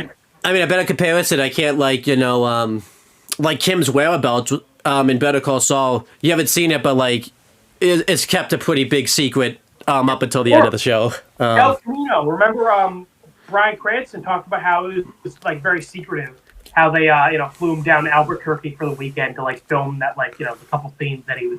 Yeah, and they just said it was. And they had him like hide his face and like make sure nobody like in public saw him. I mean, El Camino itself was filmed very much in secret. No one knew it was coming, and then all of a sudden we saw the trailer and it was out. Yeah. I feel like most people knew Bryan Cranston would be in the movie somewhere, but even then, and they still did a good job of like hiding it. Yeah, like not confirming when orders. Right. So like. Also, too, I feel like Van being alive just opens a can of worms. Like that was other than Ben, that's like the last, and like Harvey and stuff. That's like the last main character in the past. No one knew the whereabouts of. So it's like, now you're not gonna really care much. Like, are they just gonna add new characters each time? Here's another comparison, just real quick. In Spider-Man: No Way Home, you already know this. They have the two previous Spider-Man actors come into the movie. Tobey Maguire and Andrew Garfield. Yeah. And some like set photos leaked of Andrew Garfield on the set, so people kept asking him in like interviews and stuff like, "Oh, hey, you're in the new Spider-Man movie, right? You're reprising your role as Peter Parker," and he like kept denying it. He's like, "No, those photos are fake. I wasn't in the movie," and like everybody knew he was bullshitting, but like it's still to be fair to him, like he still kept denying it, and he didn't do any like promotional stuff for the movie. They kept that. Again, aside from those like photos leaking, which again, that's not really anybody's fault aside from the leaker. They did a pretty good job of not letting that slip out. Yeah, with Van, that wasn't the case. She did all the promotional stuff. They kept saying like, yes, Van's coming. Van's in the present. Like they did it. They didn't hide it at all. They just said like, yeah, Van's coming in type of thing. So it's like, yeah, this is I feel like too why this doesn't help is because this scene is meant to be like, what a big surprise, Van's alive, but it's like no it's not, because you didn't do it right. And again, it just keeps adding to the thing of like, fuck, nobody fucking died except the two people who already died. Yeah. So the only two people who we don't know and I give a shit about. I was gonna say Ben and Javi, but I don't even give a shit about Javi. Right. So literally just Ben. Ben is the only one I give a shit about. And then when he dies, what happens? Like, no one's, it seems like I don't care about Mari, I don't care about Recast Girl, I don't care about Crystal, I don't care about Javi, and that's it. Everybody else we know lives. Yeah. Unless they introduce more characters. Again, it's like, wow, man, that was a lot bigger than it seemed. It was really bigger on the outside. Right. Or it was bigger on the inside, I guess, whatever. Fuck it. So overall, the Van thing, I'll give like a thumbs down to, because that's not really the scene's fault. That's like and you know what? I'll do you two. Can I use this whole plot line for this episode? I'll do you one better. 2 thumbs down. It's still if we were in the Roman Colosseum, instead of just kill him, it's like kill him 2 times. Like kill him, give him CPR, kill him again. Right. So that's that. Yeah, and then we have Natalie's stuff. Natalie and Lisa kind of go off on like a nice little adventure. Natalie comes into Lottie's like place, even though it's supposed to be locked up and all that stuff. She was just able to go in there. I don't know if that was a place. We don't know where this is, but talking. I gotta take. and Natalie, like we find out that every week, the cult sells honey, which it's kind of funny because that was because the YellowJackets bees make honey and everything like that. So yeah, Lottie and Natalie are like, okay, cool. You can go with Lisa and everything like that. And Lottie like says like, hey, you can just let Lisa drive and everything like that. And this seemed like to be a means to an end because Natalie wanted it so that way she could get the keys of Lottie, which I guess she got very easily, I guess. So that's cool. And during this adventure, we find out that apparently the cult has rules but no rules. Very confusing, but I don't know if it's just cult stuff, but like Lisa mentions... like Natalie's kind of pointing out like the hypocrisy of it. Yeah. And again, it's kind of like you said in a previous review, where it's like when you're in a cult, you don't even like really realize you're in a cult. Right. So and because she's like, oh, there's no rules or anything, and Natalie's like, okay, but there's a dress code. You all have to wear purple. Yeah. She's like, yeah, well, I mean that's because she doesn't want people separated. So like obviously, it's the idea is like, okay, there's rules. She just thinks there aren't rules. Right. Like, they could come and go as they please, but, they all just stay there. But, like, they all, like she said, she's always so busy, she never has time to, leave. Yeah. So it's pretty much like she just occupies them with shit, so they can't leave, basically, Yeah. And Lottie and Lisa, instead of going to sell the honey, take a bit of a detour, which kind of becomes a coincidence for because they need for later type of thing. So that for Walter and Misty's plot. Yeah. Well, also, I keep thinking about it. I cannot get over it. Why the fuck is Natalie here? She wanted to leave, and we have no reason why she's staying. But yeah, so Lisa makes a detour to go see family because she hasn't seen her mom in a while. And I do like that Lisa even mentions, like, just don't tell anybody we did this. Saying, like, wait, but I thought that... And Natalie has to be like, wait, I thought there were no rules. So Lisa's clearly not supposed to be doing this. And Lisa goes to talk to her mom, and they get into a back-and-forth argument, kind of, where Lisa kind of mentions that she's starting to do better. She's a part of, like, a group. And... we find out she's not really, she's there to see her mom, but she's more there to see, like, her goldfish and everything like that. It seems like she kind of went to see her mom just to show her mom to do better, but not to see, like, her mom, if that makes sense. So, yeah. Like, for her mom that she's doing better, not really to, like, see her much. Yeah. And, Natalie's kind of trying to stick up for her and everything like that. And, Natalie's just kind of like, hey, it's working for her and all that type of stuff. And doing all of this, Lisa kind of tells, like, Natalie, like, just let me handle this. I've got this. And doing all of this, we hear that Lisa and her mom are having an argument about, like, whether Lisa could take care of herself. Is she really being helpful? You could just come stay here. Typical stuff you would expect them to argue about and everything like that. And Natalie comes downstairs, and also because, what makes Lisa start to get really mad and everything like that is... her mom doesn't think that she could take care of, like, the fish because, the fish could just die because you wouldn't take care of it properly and all that type of stuff. So Natalie, like, is saying, like, you're not showing faith in your daughter. You don't really want her to get better. You want her to be better in your vision and all that type of stuff. So it seems like Natalie was... I feel like Natalie, the reason why she's, like, sticking up for her is because, her own relationship with her own parents. Yeah, that's pretty much the reason. So, yeah, they leave. And when Natalie walks out, we see that I guess she, she put the fish in her mouth. I mean, I know that is what happened. She must have did this very easily, like first catch, because it's not easy to catch a fish like that unless you had like the net or whatever. But yeah, because it seemed like she would have had to do this like quickly so that way your mom didn't notice. But whatever. They go to a bar and Lisa's like obviously really worried about the fact that you won't be able to keep this fish alive and all that type of stuff. Because like the mom pointed out, like, it's not that you're gonna neglect the fish; it's that like you're gonna try and kill yourself. And cause they do say that she talked about how she has like depression, and like she like would often contemplate like killing herself. Well, I think that's what makes her mom's worried because she was on medication for it, but she weaned herself like off the medication. Oh yeah, you talked about medication. I just didn't know if you said like that's what it's for. Like, is she like has a really bad depression? I didn't even mention the medication. I just mentioned she was going through things. So, you can tell I was trying to move through that scene pretty quickly too. So, yeah. But yeah, they're at the bar, and that lady, kind of asked Natalie, like, because Natalie's like, listen.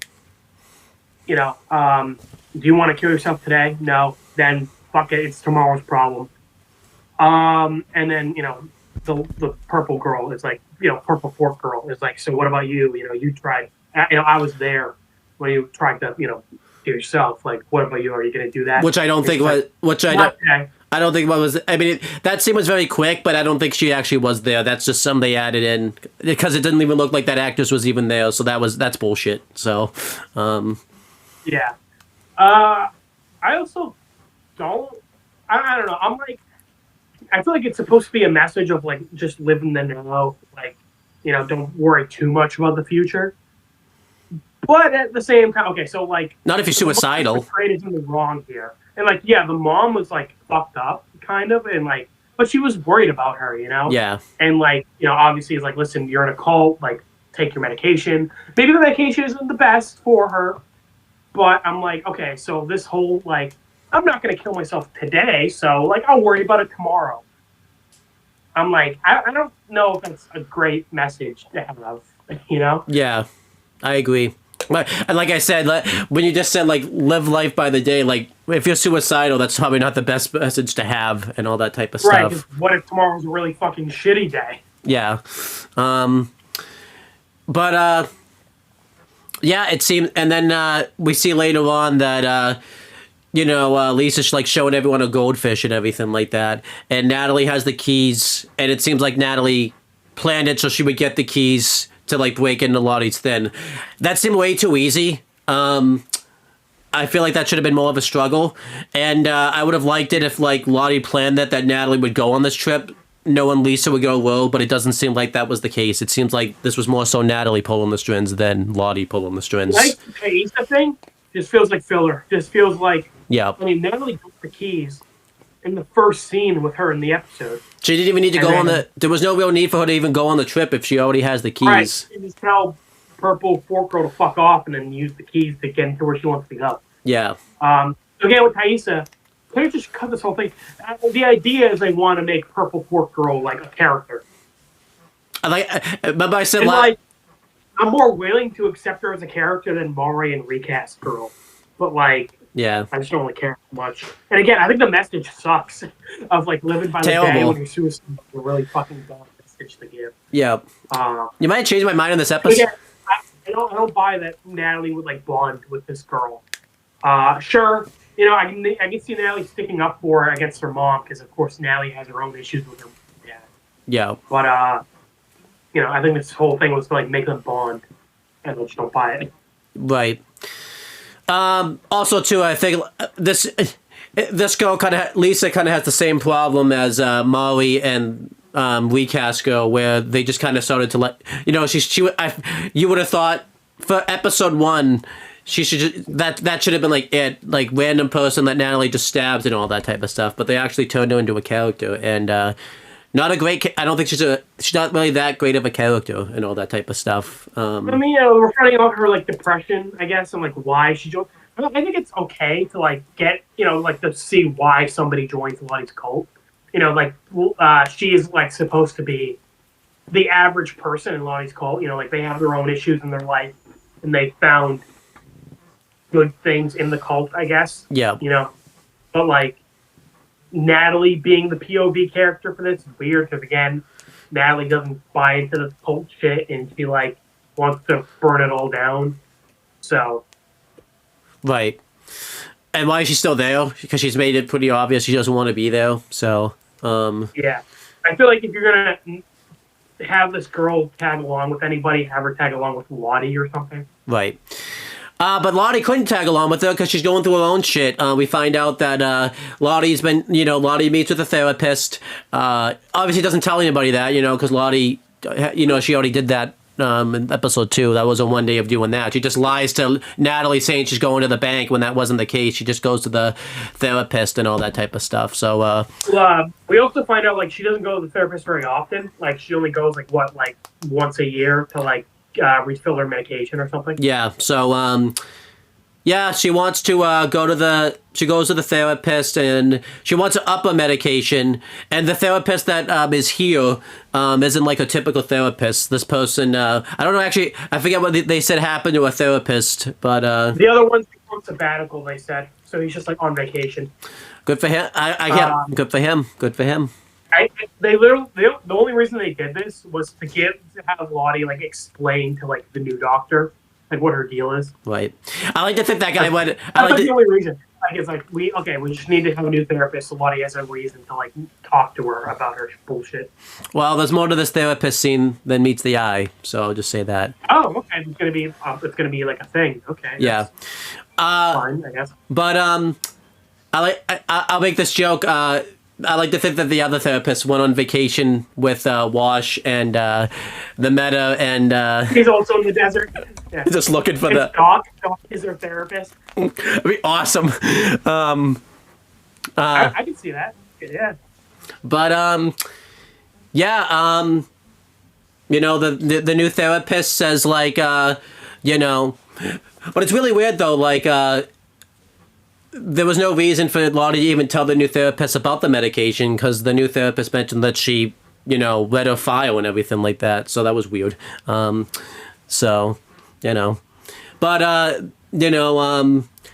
Lottie, mentions like she wants to up her medication because she's starting to have visions again and all that type of stuff. And the new doctor's just kind of like, I feel like we should wait on that and see if these new visions are trying to tell you something and all that type of stuff. Okay. Yeah. Well, because she says like the vision, like if you just like push it down and don't deal with it, it could like be a problem later. Which I can buy that the therapist would be like, okay, look, I want to give you your medication, but if you're gonna just pushing away your problems, it can end up being a bigger thing later. Yeah, I can buy that the therapist is like thinking like that.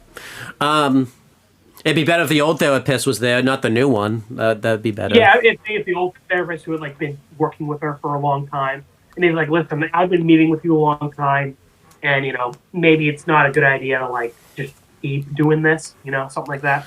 I feel like this really isn't a thing, by the way, where like typically if your therapist goes on vacation, like you just don't go to your therapist, like they just cancel. They don't have they don't send in like a replacement for the most part, type of thing. Yeah, I think it depends. I guess it seems weird again that like the therapist like gave her Lottie's file like without Lottie's permission because Lottie seemed like uncomfortable that this person had like read it from her. Again, there's more than meets the eye. So yeah.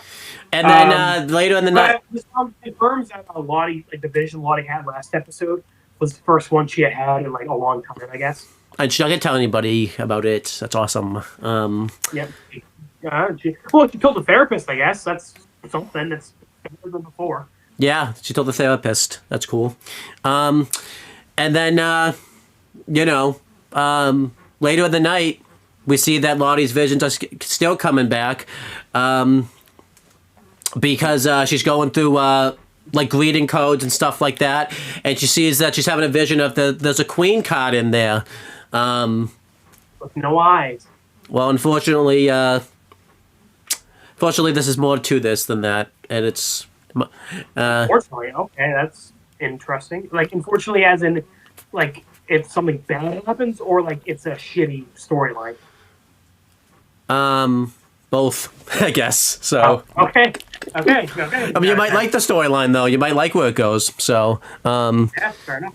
I'm just saying, like, you know, it's like that. I mean, right now we're having that moments, the Neo moments, where Neo found out about Mikami, and you were pissed about it, and I was pissed about it, but you were more pissed about it for the reasons, you know, because you knew. Well, if this is a Mikami, that was actually like might be the worst moment in the show. If that's what this is, then damn. Yeah, but again, you might like that moment, though. You know, you might like it. So, you know. If it's anything like Nier discovering who Mikami is the new Kira, then fuck. Oh, it's nothing like that. I'm just saying the comparison here is like I know where this is going, so I'm like not happy about it type of thing. But you don't know. Oh, okay. You know, so this queen has something to do with something. So, and then you know, Lottie goes outside towards the tree and cuts her hand like she did in the past. And is like wondering what her visions want type of thing. So that's kind of the end of Lottie's plot. Lottie's plot really wasn't too interesting. It was kind of just... And again, I think, you know, that was like that time when I was watching the show. I'm like, I'm not really buying Lottie's character. You might not feel the same way, but Lottie's plot still wasn't too interesting. Also, too, I feel like, too, why I also wasn't buying into Lottie's plot is it seems like, I thought when we get introduced to Lottie, because it seems like in the past, Lottie kind of seems to have everything straight, like she seems to always have a plan and all that type of stuff for the most part. Not really happening in the present, because, like, I thought... Yeah, she seems like she doesn't really know what she's doing. Yeah, I can see that. Yeah. I thought Lottie would be a little bit, not like a Gus or anything like that, but a little bit like Lottie from the past, where like every time that someone has a plan, it seems like she, you know, everything kind of goes Lottie's way. More insight than the others. Yeah, I can see that. Yeah, she seems like she doesn't really know what she's doing. Because I thought originally she's gonna be like the villain of the season, and like right now, again, I just don't really know what to make of it. I mean, honestly, we make a joke about this. I about this show a lot. We're like you just don't know what to make of a lot of stuff. So I'm like, is this good? Is this bad? I don't fucking know. The show's not telling me anything.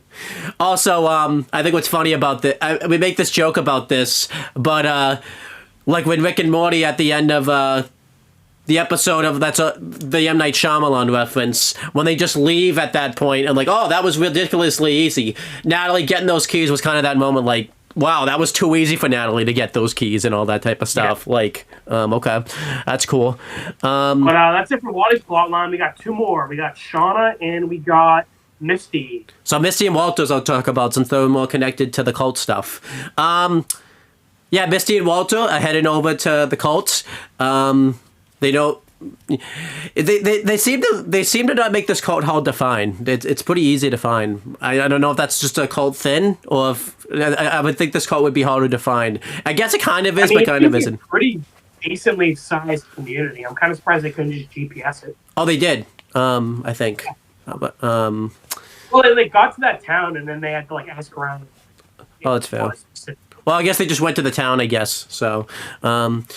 Yeah, so doing all this, Misty and Walter are talking, they're just chatting with each other, and you know, Walter, you know, kind of talks up with Misty, saying that like, you know, if you want to keep yourself like occupied, like you could pick. Also, Misty's trying to call like Thaisa and Shauna, and she's not getting a hold of Thaisa, and she's not really sure why. What kind of sucks is it'd be better if we never saw Thaisa, like we, you know, because she's like, oh, if she got kidnapped, but we know that's not the case. Thaisa's just kind of doing her own thing, type of thing. Yeah. So that was weird. And Walter's just like, well, your friends are really lucky to have someone like you that looks out for them. I did like that because Walter doesn't really know like Misty well and like that well, so that was fine. And doing all this. Like Misty, like basically lets Walter.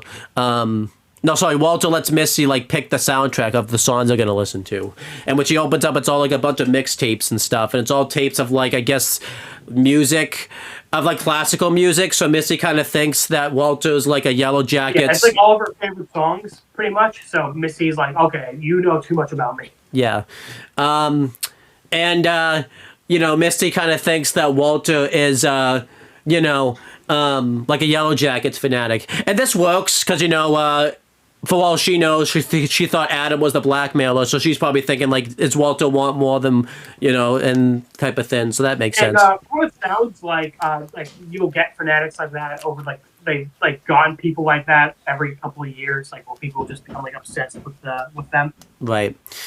Which, I mean, that's true of famous people, where, like, famous people get, like, stalkers and shit. Oh, that's fair. I mean, yeah, that totally works. And Walter even, like, says, like, look, I don't really... I mean, he tries to say it as nice as possible. Like, I don't give a shit that you were, like, a Yellow Jackets, respectfully. I like how he says respectfully, but, like, Walter, like, I hate to tell you, dude, like, it doesn't seem like this plane crash was all that devastating, because most of the main characters are going to survive it anyways, so it's fine, dude. Now, honestly, as far as plane crashes go, it's not that big for morality rate. Yeah. Hey, it's GM, it's GM mode all over again type of thing, where most people survived, so, And Walter just said that he wanted to meet Misty because, he wanted, to, like, get inside her mind and everything like that. So, Misty's like, oh, okay, whatever. The way this plot line goes, like, it sounds like he wants to get into more than Misty's brain. Oh, definitely. Yeah, Walter puts in a classical song in, and then they get to the...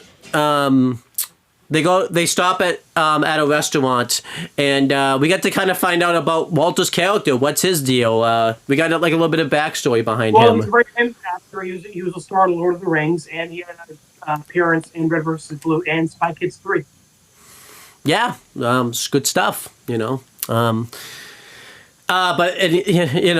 he fibs the story a little bit. He wants to play main low profile. He doesn't want a lot of people knowing he's like Elijah Wood. So he fakes a story and says that what really he does. I mean, he is a multimillionaire. Elijah Wood probably is a multimillionaire, but the way he actually got his money, is apparently like a panel or something like fell on him. And he ended up suing like $1 million like company, and he got like a lot of money out of it. He got like $6 million in the court case. Yeah, that makes sense. And he has like a medal. It's weird though. The way he tells the story was as if it wasn't him, but it's obviously him. So he's like, Well, I think he was being like cheeky about it. He's like, oh hey, well there was that big thing that like the metal pipes fell on that guy. Yeah. And he like dude for like $6 million had to get a metal plate. Yeah, that's me. Like that's pretty. Story. But we don't. That's not true. He's Elijah Wood. That's not true. So of course, yeah. I don't know why Elijah Wood's got a metal plate in his head, but maybe he was playing a sound effect on his phone or something. He could have been doing that. Maybe he took a tumble in one of his movies and he's like, "That's a big deal." But yeah, so. Doing this, Misty is like wanting to ask the waitress and stuff about the cult, and Walter, is like, no, that's not the best idea. Which I kind of agree with Walter more. Like, you don't want to let people know kind of that you're looking for somebody and all that type of stuff. Just kind of keep this between them. But Misty's kind of a bit of a hothead here. So she just asked the waitress, mainly because I think she gets sick of Walter's story and everything like that. And the waitress says, like, oh, yeah, that cult. And she mentions that, like, a few miles away, they go and sell, like, honey at, like, nearby farmer's market and everything like that. And...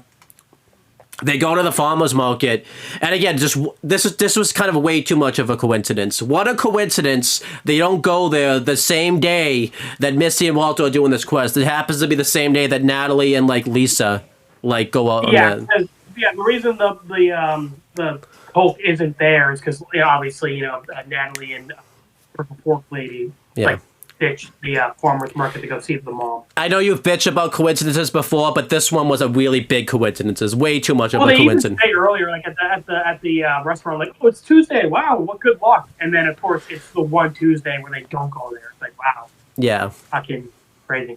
I didn't like. It seems like they just wanted to make it more of like an adventure. I didn't really like that, just because it was way too much. That was just all coincidences that happened and line up type of thing. Where like it's like double coincidence, It's like, damn, fucking back to back. Yeah, it's that. what a coincidence that like it was Tuesday, the day they were traveling, and what a coincidence they happen to go there the same day that like they're not there, type of thing. So It sucks if it was Wednesday. It's like, fuck, we gotta wait another week. I don't think Walter would have minded. So Well, Walter doesn't have a job, but Misty has a fucking job at a nursing home, and she can't fucking take a week off. I don't know that she might have vacation time lined up. You don't know. So I guess. Everybody at their job is just like, oh, thank God, Misty's leaving. Thank Christ. yeah, they probably don't want her there. So, Yeah. but you know, doing all this, they decided to get an Airbnb. And they get two. Well, eventually Walter wanted to just get one room, but Misty's like, "No, we're gonna get two rooms." Then, like, "No, we're not doing that. I'm not into that." But you know, when they kind of separate, pretty much the day-to-day life at night and everything like that, it's like pretty similar. Like they do like a split screen, and what they actually do is like almost identical. Like it's exactly alike. Yeah. So. And then when it's when they're in bed at night, we get the split screen has them like their beds side to side, so it makes it look like they're like a married couple in the same bed. Right. So this big pretty much setting up that like they're like love interests, I guess. I'm hoping it's not going that way. Again, I'm hoping Elijah Wood has more to him than just like he's going to be Misty's boyfriend. Yeah, because that's a big actor to bring in, and that's kind of a disappointing way to utilize him and all that type of stuff. I didn't really care for this plot either. It was kind of just like, just kind of felt like, I feel they can just cut it. Like again, they have the credit card information of where the cult is. Yeah. They get to the town. They ask around about the cult, and then that's it. Again, it's like Thais' plot. You just have her at Van's job. You don't have to have her fucking hitchhiking. Natalie's plot again. She gets the keys, and then she has that little subplot with the purple fork lady, and then you don't really even need to have that. She got the keys. She got the fucking thing she needed in the first scene of the episode. Very easily too. So again, all this is just fluff. You can cut it. And then Shauna's is really the only plot where like shit actually. Yeah, I like Shauna's plot a lot. Maybe that's why. But yeah. So I'll talk about it when you get to it. Yeah. But yeah. Shauna. And Jeff. Shauna fibs to Jeff about the fact that like the van was just towed on the side of the road and Atoa found it and everything like that. Obviously, Jeff, I think, knows Shauna's bullshit, and I would hope so. But we don't know. And kind of doing all this, Callie kind of comes in and just says, "Yeah, I'm going to Alana's for the weekend." Obviously, we know she's bullshitted. But then doing all this, Jeff mentions to Shauna that like the police know that like that the like that the no that they know that Shauna had an affair and everything like that. Obviously, Jeff kind of bullshits about how he knows this and all that type of stuff because obviously he doesn't want to mention that like he went and confronted Kevin the last episode, but he mentioned so he just does like he overheard Kevin talking about it at the gym. Yeah, and Jeff and Shauna kind of get into like a little bit of like a disagreement. Shauna kind of pinpoints like Jeff's mentioning about the fact that like that Jeff started this by being the blackmailer and everything like that. Because Jeff kind of gets the shit being like, well, you had your affair in like public places, so people probably saw you with them. And then Shauna gives him shit being like, well, you wore a ski mask and were committing crimes in public places. So I don't basically doing shit for not exact. I mean, Jeff did it at night. Shauna was meeting with this person like Yeah, I was about to say, I feel like out of the two, Jeff is like slightly smarter. Yeah, like. Because Shauna met with this guy like during the day, like at a hotel and everything like that. Not the intention, but And they like went to like liquor stores together and like remember had people like buy her beer. They went to like they went to like their hands club together, and like so they were much more public than Jeff was. Yeah. I mean, Shauna would have even found out about his thing if she didn't read his text, actually. So. Yeah. Well, then again, though, Taissa did rope her into it, but I'm saying, like, Shauna would have even, like, been with Adam at all, probably at that point or anything like that. So, doing all of this, Shauna's leaving the mall. And Alana's mom comes over. She did have a name. It's just not important for me to talk about it, so you can't add it to the list. And like Shauna like mentions like, hey, thank you for like letting Callie stay over, and like Alana's mom was just like, Shauna hasn't stayed. I'm sorry, not Shauna. Callie hasn't stayed over in like weeks. So like Shauna realizes that Callie's lying and everything like that. So Shauna's kind of searching like Callie's room. She finds a condom in there originally. That's not that bad, She just puts that away, like, whatever. That's just another day type of thing. Then when she kind of knows... Yeah, well, she already knows, like, she sleeps over her boyfriend's house all the time, so it's certainly a surprise. Right. I'm just saying, though, because it seems weird, because, like, that's not what she was looking for. Like, that's something she could have busted Callie for type of thing, but just chose not to, and all that type of stuff, so... Well, again, it's like, what's going to bust? Like, again, Callie's been pretty blatant and shit whenever she, like, hangs out with her boyfriend, so... Yeah. So, Well, ex-boyfriend now, I guess. Yeah. So she finds, Adam's driver's license, like, burned to a crisp, because, obviously, that's what they did in episode 1. So then, Shauna takes Callie, and she's like, come on, get in, let's go have some fun. And obviously, there's something to this, because, now Shauna knows that Callie knows something. I thought Shauna was gonna like threaten her because she takes her out the middle of fucking nowhere, and even Callie points out like there's no phone service out here. Yeah, so Shauna takes Callie out to the middle of nowhere and pretty much confesses like all the plots centered around Shauna to Callie. Mentions that she did end up killing Adam. And I thought she was gonna lie and be like Adam was a blackmailer. But no, she like tells the truth 100%. She's like, no, so I killed Adam, but like I thought he was a blackmailer and he wasn't. Yeah. So, and then Callie's like, oh, so you murdered an innocent man, and Shauna doesn't even seem remorseful. She's like, yeah, I did. Yeah, yeah. Like she just seems like she does not give a shit. Overall, I thought this came off like relatively well.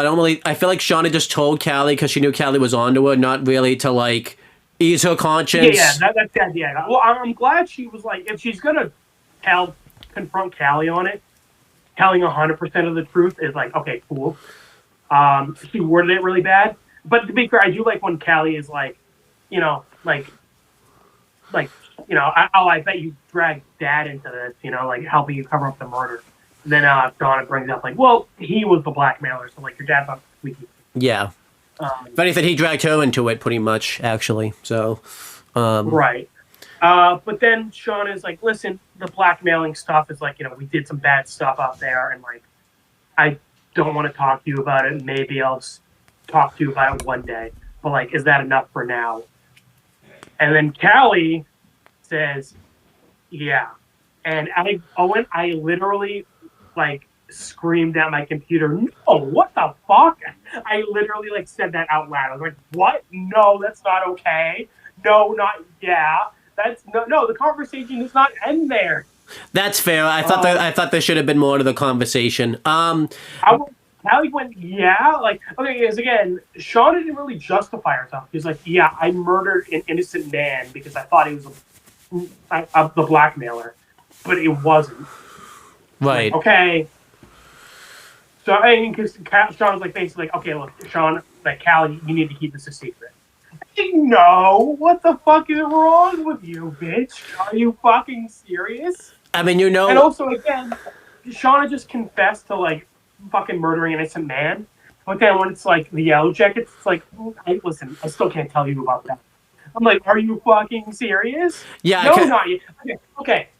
I'm fine with Shauna not wanting to talk about the YellowJackets, but willing to confess to Adam. But when Callie's like, yeah, sure, we'll drop it. They're like, yeah, like, we're good now. I'm like, no, what the fuck is wrong with you? What? I wish... And it's like, it's so bad, it's kind of funny. Like, I'm like, that is no fucking person reacts like that. I kind of wish you would have mentioned, like, no, like, I want to hear what you've been doing, you guys. Because Callie hasn't heard about this for, like, years. I kind of wish she would have been like, Yeah. Shauna doesn't even say, like, I'll tell you later. She's like, maybe I will talk about it more one day, but also probably not. yeah. I'm like, no, what the fuck? Well, I mean, I'm not even focused on the YellowJacket stuff. I'm like, Shauna told her, like, yes, I did kill him. Yes, he was innocent, but I still killed him. Keep this a secret. And Callie is just like, you got it. And not only is she just like, yeah, this improves their relationship. Yeah, it should make it more fucked up for the most part. So Jeff is the only sane motherfucker in this situation. Because I'm going to skip ahead a little bit. You can talk about it. But Shauna tells Jeff, like, I did this. By the way, you probably should have told Jeff you were going to do this ahead of time instead of just springing this on him. Being like, yeah, I told Callie what happened. And Jeff is the only fucking sane person where he's like, we are her parents. We should drop, like, you've made her an accomplice. yeah. Shauna, like, she's like, listen, she already knew. Like, not telling her would have made things worse. And I get that, like, you had to kind of confront Callie at this point. Because she, like, knew. You were not going to convince her nothing happened. But then Callie walks in, and then she's just like, so we're making dinner. Cool. All right, I'll start chopping the food. And then Jeff is kind of just standing there, like, bewildered that, like, they're just, like, getting along great now. Because Callie confesses, like, by the way, I wasn't actually saying I don't want it, so, like, sorry about that. I'm cool now. I'm like, what? Why did this improve them as a family? What the fuck happened in that conversation to bring them closer together? All Shauna did was confessing to fucking killing an innocent man. This could have been saved too with like a little tweak with, you know, when Shauna said like, can't that be enough? And Callie, instead of Callie saying yes, like she could be like, no, you're gonna tell me right now, type of thing. And then like they could have done like a, you know, because obviously they don't want us to know what happened. They could have just cut like fade to black, like as if Shauna told Callie everything, and then like. Well, again, even if Shauna told Callie everything that happened out in the woods, what the fuck does that do about Shauna killing an innocent man? Yeah, nothing. So. And covering up the murder. And not what. And again, Shauna didn't tell Callie out of the goodness out of her fucking heart. She told her to be like, hey, listen, you know I murdered him. Don't tell people. Like, keep this secret to the grave, essentially. Yeah, there's no reason for Callie to even, like... Like, that's kind of a lot to drop on your fucking, like, teenage daughter. Oh, definitely. You were frozen on my end for a second. Yeah, we're fine now. Okay. And then, yeah, the Jeff stuff. I mean, you kind of mentioned the Jeff and Shauna stuff, mainly. You know, like... I like that Jeff kind of mentioned, you know, that he can't get over, like, the fact that Shauna cheated on him and everything like that. So, I thought that was done relatively well. But yeah, the Shauna stuff was done good. I don't like that, like, Shauna and Callie's relationship, like, improved from this. It should have either been worse or, like... What? Yeah. What the fuck? I mean, I could kind of buy it, because, again, you know, it's like Shauna kind of being more truthful than she's ever been with Callie. But again, I'm like, what does this resolve? Okay, you admitted to murdering an innocent man, and she only told you to stop you from, like, telling the cops. Yeah. And now you have to keep this secret to the grave. It's like, that your parents are murderers, and they covered it up. It's like, okay, cool. And again, like, if Shauna, it'd be bad to lie to her, but if she was like, listen, he was blackmailing me about the YellowJackets, then I could and, like, was threatening me, then I could kind of buy Callie going along with it. Yeah, but the fact that, like... But no, that's like full on, like, I murdered an innocent guy. Like, don't tell anybody, please. I know, there was really no reason for Callie to mention it and all that type of stuff. And, like, they are still Callie's parents, so I can kind of buy Callie not going to the police, being like, I will keep the secret, but, like, stay the fuck away from me. Like, I want nothing to do with you anymore. I would like that, yeah. Or just being like, yeah, and by the way, our relationship is better than ever. Like, no. To be worse, yeah. So, everything else in this episode was just boring and filler and fluff, but, like, this actually made me fucking pissed off. Yeah, I can't blame you. Fucking like this at all. Yeah, this wasn't the greatest either, yeah. This was to make it look like... I already kind of steal your thunder there, but I was just like, that fucking pisses me off so much. Yeah, this wasn't the greatest. Obviously, this is meant to look like that, like the Adam motor is behind them. What's obviously. Oh, I'm assuming that's not the end of it. That'd be fucking even 10 times worse if that was just the end of it. Like, oh yeah, and they lived happily ever after. No, I'm like, saying no, in their perspective, it's looking like that it's over, but like obviously that's not the case because Well, I think that's why it upsets me, because in their perspective, they think it's it's all wrapped up neatly. Like from Callie's POV, it's like, oh yeah, my parents murdered an innocent man. Okay, well, no, nothing you can do about it now. I guess we'll just move on. Yeah, but that's not the case though, because Callie told that cop, and obviously that cop. Right, like, obviously there's going to be more to it, but like I fucking hate this. And Callie's just like, oh, I'm on your side now. Yeah, I don't really like that. I kind of wish they kept Callie like not either conflicted or like, no, I don't want anything to do with you. Like, you're just my parents now. Honestly, even though it's not as a fucked up thing, there could be like with the episode of Josh is Done from Drake and Josh, where Josh is like, okay, we're roommates, but that's all we are. We're like roommates now. Like that. Yeah, it's like, I will live with you. I will keep up, because it's gonna look really bad for you guys if I just fucking like run away after all this shit happened. So we will live together until I graduate, and then that's it. We're done. It's kind of weird. Josh is done. We had to use a Drake and Josh reference for this. Yeah, like, I mean, I get the idea of like, yeah, I can see that. Callie's done. Yeah, that's the name of the episode. Yeah. Yeah, no, Callie's just going from conflicted to like, yep, love you guys, best parents in the world. I'm like, what? Yeah, that's weird. Yeah. But yeah, that's it for the episode, huh?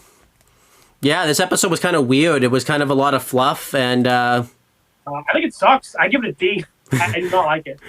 I don't think I liked it. If it wasn't for like the Natalie stuff, I'd probably give it an F, honestly. I don't think I liked it much coming. The past Natalie stuff specific.